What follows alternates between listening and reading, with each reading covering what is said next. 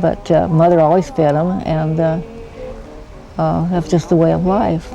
The height of the hobo and transient era was probably after the Great Depression in 1929, although there's records of hobos clear back into the Civil War. So as long as there was railroads, there's been people sneaking rides on the cars.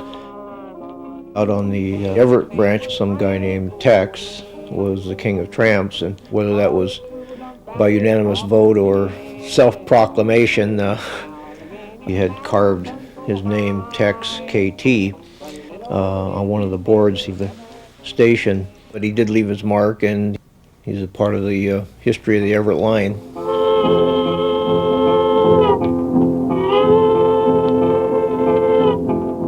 During the Depression, why, the mines were down, the mills were down, and it was hard finding jobs. But you could find it on the railroad.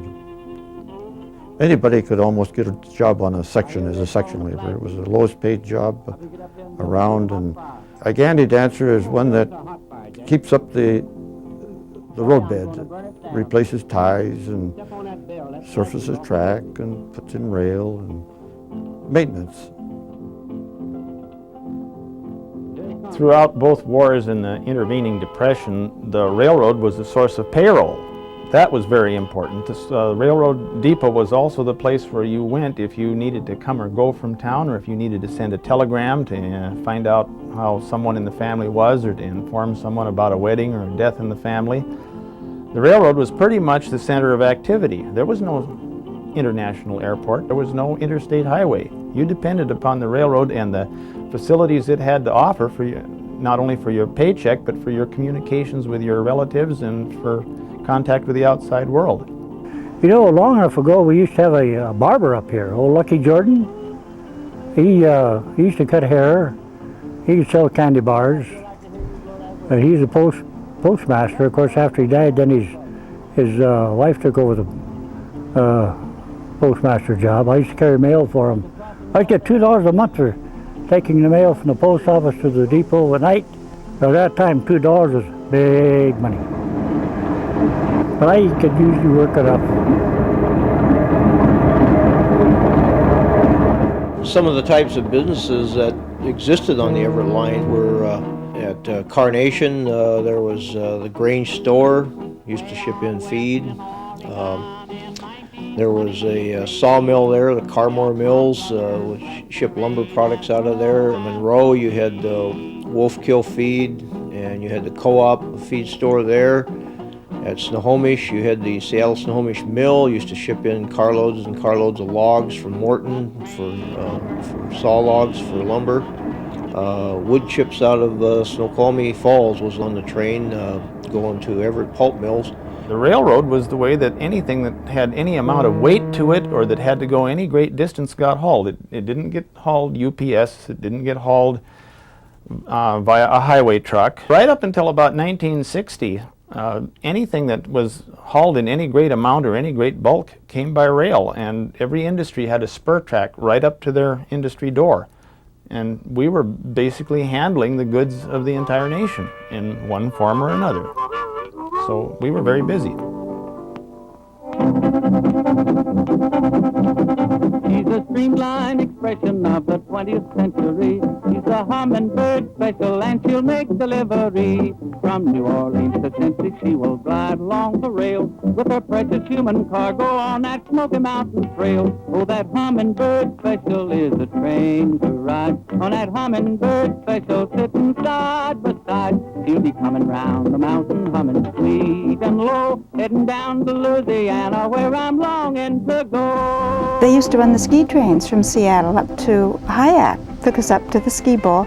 We were in one of these beautiful cherry paneled little compartments. I mean, it was beautiful on the train. And we didn't have very good skis in those days, not like now. I wore rubber boots, and there was a spring that went around behind, so they were anchored to my feet. But I wasn't a very good skier. But then the war came, and of course, ski trains were a thing of the past.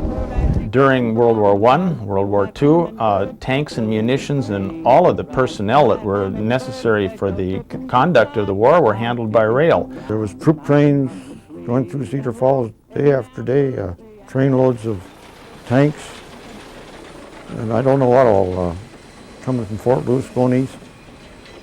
Heavy tonnage, a lot of trains operating. It would give you a funny feeling seeing all that going through and seeing all those troops going through, knowing that, are they coming back or aren't they?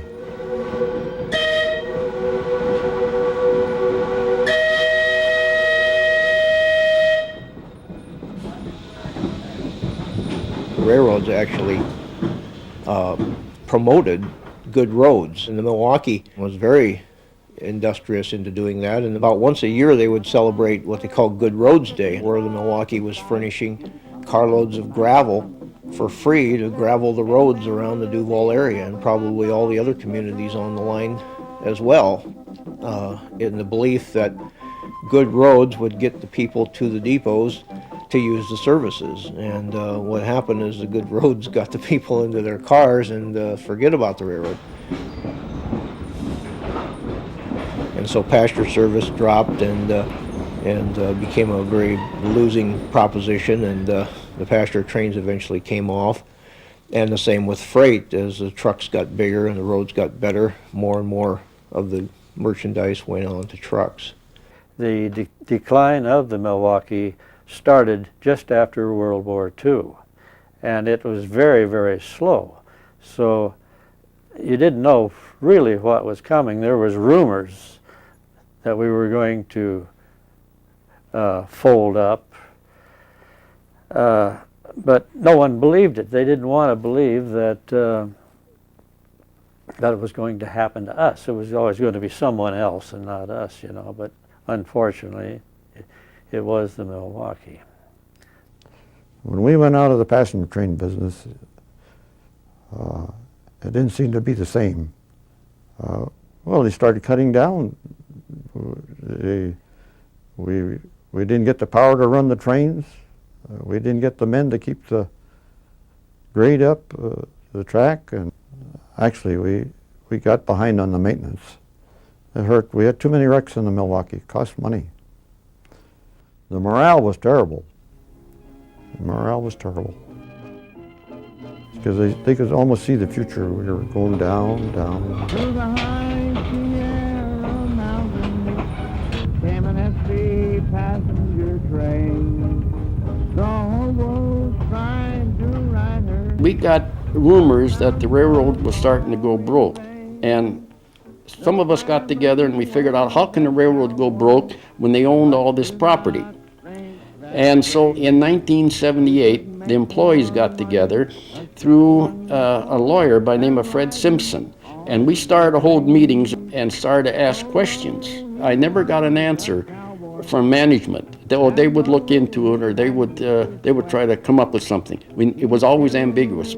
We tried to put together a plan to save our jobs, and it was called SOAR. We picked out that name, Save Our Railroad Employees. And we had SOAR buttons, and we had petitions. And we drew up plans to want to buy the main line from Minneapolis all the way out through to Tacoma. It was going to be called New Milwaukee Lines West.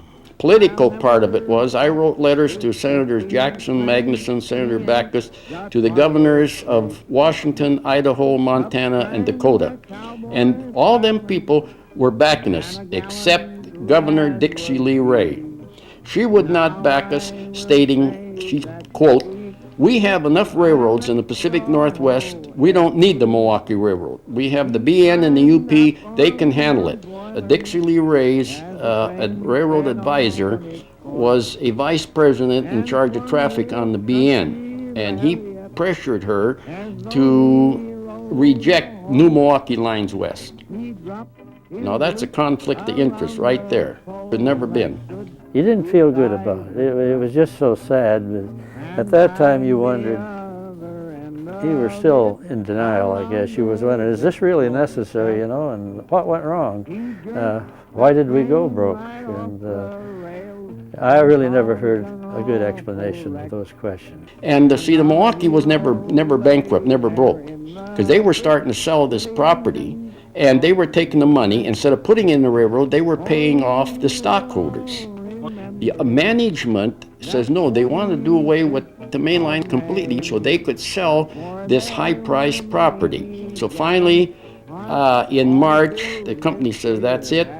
March 15th, we got together and shipped the last locomotives out. We had to get all the cars out and start putting everything from the shops, the buildings, all the equipment, and putting them in boxcars and then just shipping out. When a railroad there in a place like that folds up, the railroad portion of that community, there's nothing left for them to do, and they just scatter to the winds. In 1980, it was closing down. They were tearing up tracks, and we had to move out of our houses, and everything was just going downhill. So no, it was coming then, and everybody was, well, they weren't happy, let's put it that way.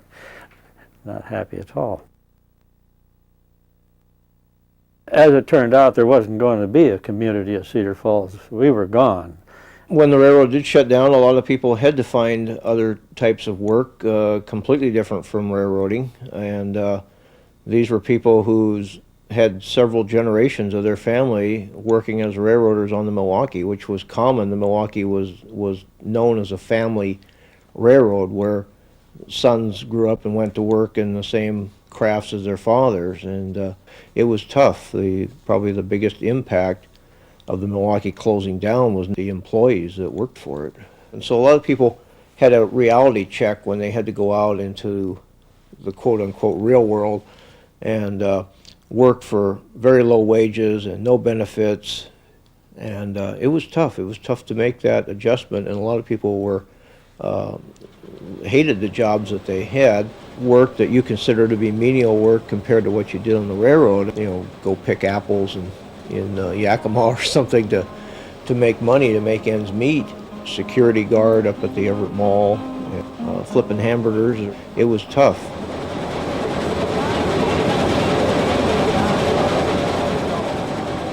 About 3 months later, I went there, and you talk about going into a ghost town. There was stuff scattered all over, some equipment left, and it was real scary, real creepy to figure once so much activity is going on, and now it's just like a ghost town. It really hurts, and it hurts me to this day. No, it's all changed. It don't look right. Used to have about 8 tracks all along there, main line, main siding. It's all covered up now with trees, but it's all changed.